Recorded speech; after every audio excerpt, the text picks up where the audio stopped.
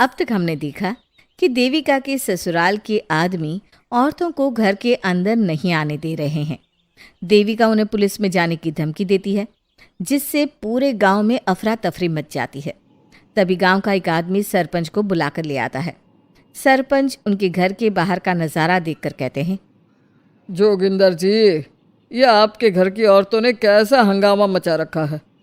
आपका घर तो संस्कारों की मिसाल था, लेकिन ये मैं क्या देख रहा हूँ, आपके घर की किसी औरत ने घूंघट नहीं कर रखा।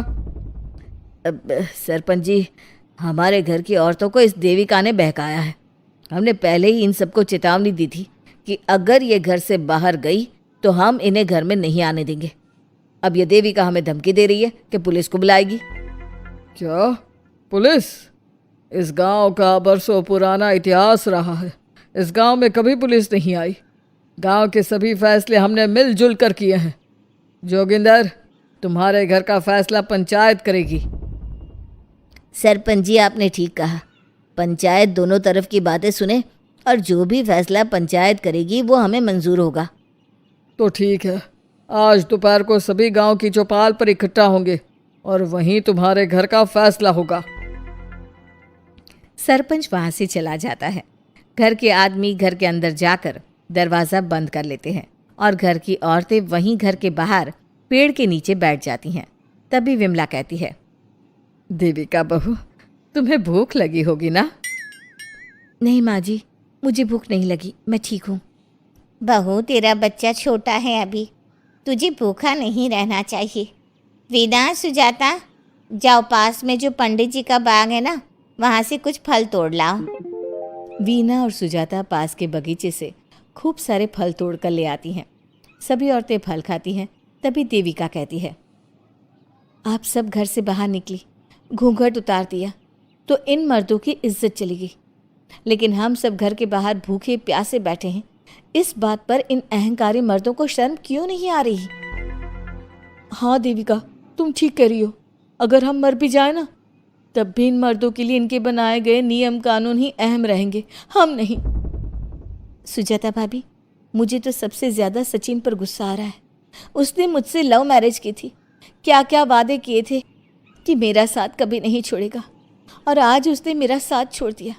अपने बच्चे को एक बार भी नहीं देखा उसने। देविका, वो शुरू से ही ना डरपोक रहा है, लेकिन इन सारी बातों को छोड़ो।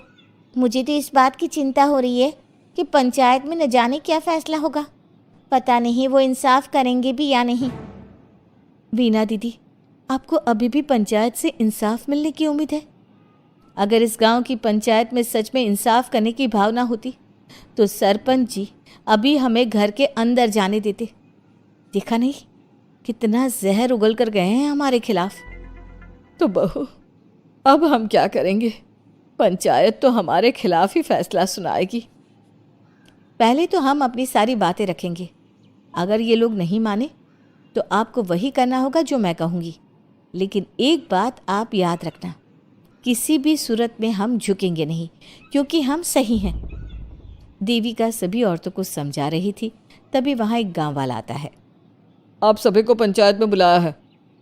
उस गांव वाले की बात सुनकर सभी औरतें पंचायत में पहुंचती हैं। वो देखती हैं कि उस पंचायत में सारा गांव इकट्ठा हो गया है। बहुत सारी औरतें लंबे लंबे घूंघट करके वहां आई हुई हैं। तभी पंचायत की कार्यवाही शुरू की गई और घर के आदमियों से पूछा गया कि वो घर की औरतों को घर में क्यों नहीं रखना चाहते। हमारे घर की औरतें ना तो घूंघट उतारती है और ना ही किसी डॉक्टर से इलाज करवाती है, और हमारे मना करने के बाद भी इन सब ने घर से बाहर कदम रखा, हमसे ऊंची आवाज़ में बात की। हमने इन सबको चेतावनी भी दी, लेकिन इन्होंने हमारी बात नहीं सुनी। अब ये सभी औरतें हमारे घर में नहीं रह सकती। अब औरतें अपना पक्ष रखें। ये कानून की किस किताब में लिखा है कि औरतों को घूंघट करना चाहिए? और अगर मेरे ससुराल की औरतें मुझे डॉक्टर के पास ना लेकर जाती तो ना मेरा बच्चा जिंदा बचता और ना ही मैं। लेकिन दाई अम्मा से हम इलाज करवा रहे थे ना। दाई अम्मा को कुछ समझ में नहीं आ रहा था। देविका का इलाज दाई अम्मा के बस की बात नहीं थी। काफ़ी देर तक दोनों पक्षों में बहस चलती रही।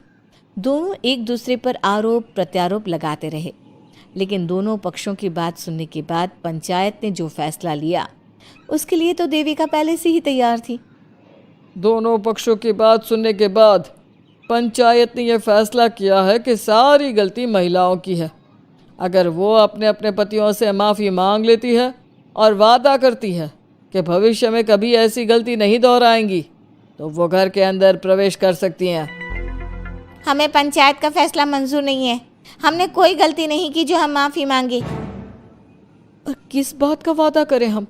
हमने देविका की जान बचाई है, तो आप हमसे भविष्य में किसी की जान न बचाने का वादा ले रहे हैं क्या? अगर तुम्हें पंचायत का फैसला मंजूर नहीं है तो तुम सबको घर में नहीं पुरानी हवेली में रहना होगा जो अब खंडहर बन चुकी है। यह खंडहर तुम्हारे घर के सामने ही है।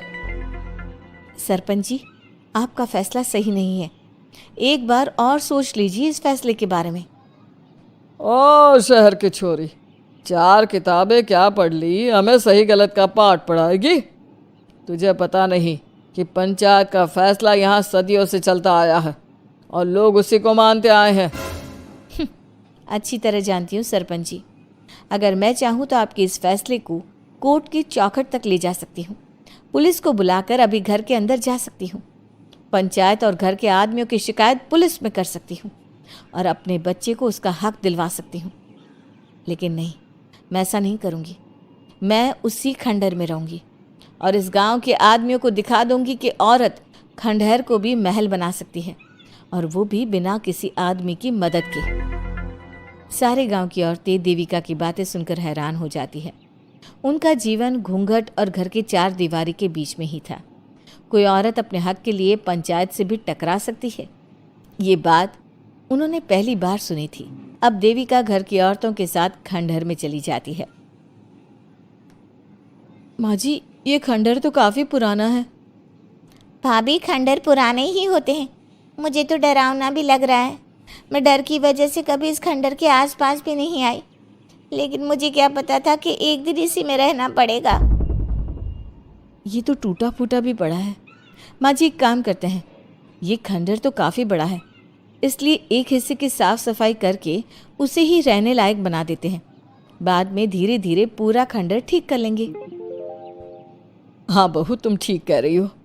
विमला भाभी और मैं इस खंडहर के टूटे हुए हिस्सों पर मिट्टी और ईंटें लगा देते हैं। सुजाता और वीना, तुम साफ सफाई कर लो।